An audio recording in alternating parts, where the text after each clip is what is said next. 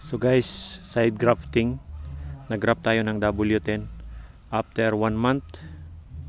So ito na po siya, may mga tumubo na pong usbong.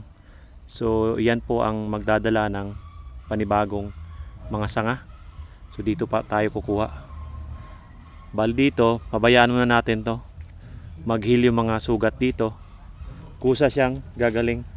Kusang mabubuo itong sanga na to. So pabayaan muna natin to na umusbong, magkadahon, tsaka natin siya tatanggalin pag medyo stable na to. Tapos lagi po itong ini-sprayhan ng fungicide, foliar, tsaka pesticide para maalagaan natin yung mga dahon niya, dito yung usbong niya.